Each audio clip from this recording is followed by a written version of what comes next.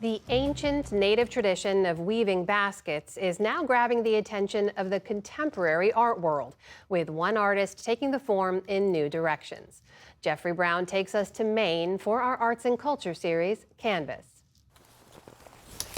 That one right there is a large, healthy brown ash. You see how similar it looks to the white?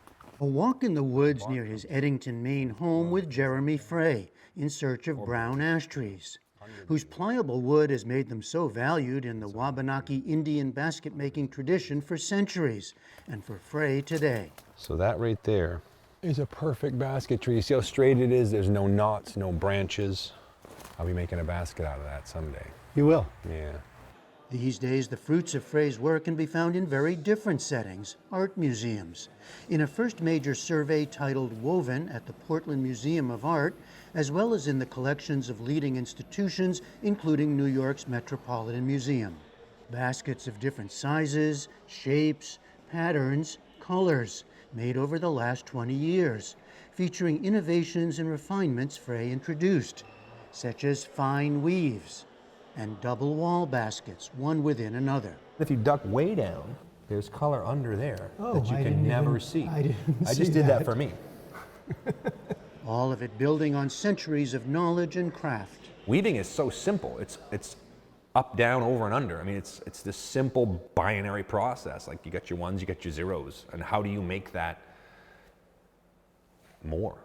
The making of baskets, weaving, has been going on for a long, long time. Yeah. All over the world. Yeah. You like being part of that history? I do like being part of that history, but I had this thought the other day that in thousands or tens of thousands of years of nearly every culture in the world doing this, no one's ever done what I've done.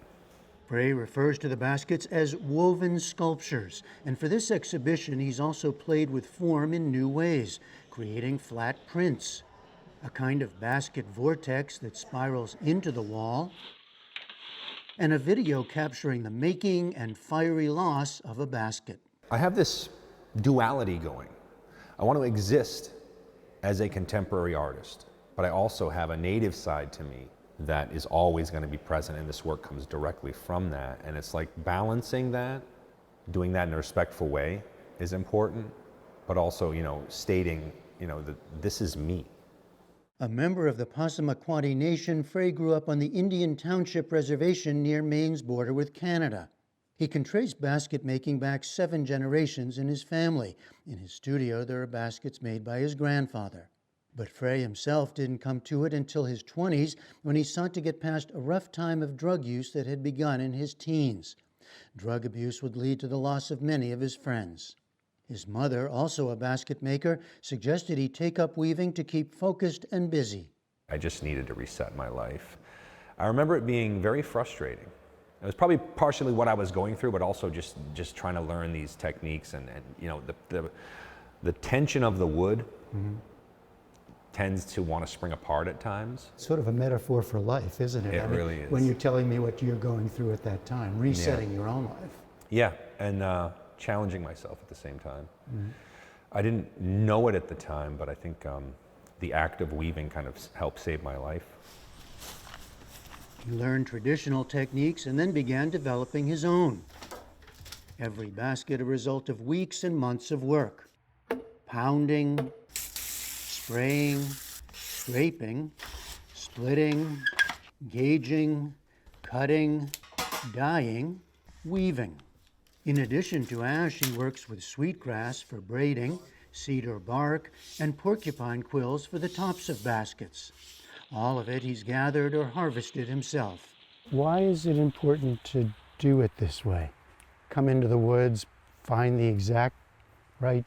For me, so some people buy their material.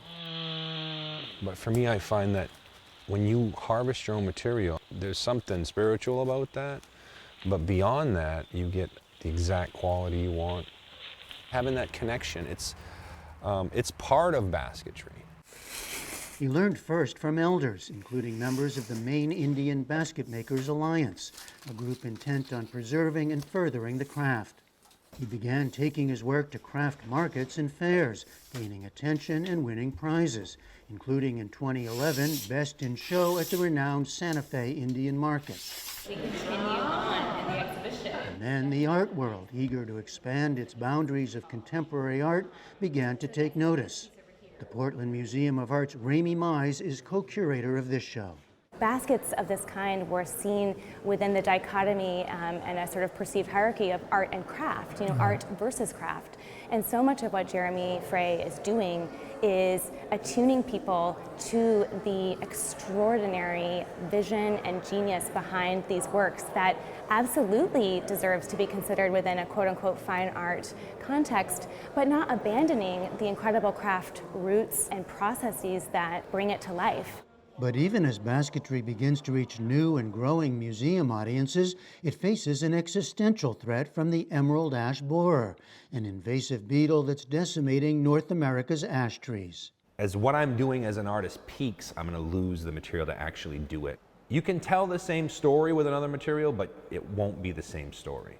You can still make the image look similar, but it doesn't have the history, it doesn't have the cultural significance, the material isn't going to necessarily behave the same way.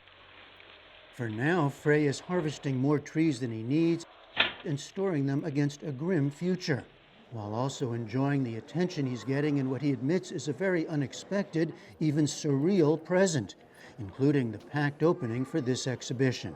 It was intense, it was overwhelming. It still doesn't really feel like it happened. Like I don't know. At the end of the day, I just feel like a guy in his studio making baskets. So, yeah, it's pretty cool. The next stop for Jeremy Frey's exhibition, Woven, is at the Art Institute of Chicago, where it opens October 26. For the PBS NewsHour, I'm Jeffrey Brown in Portland and Eddington, Maine.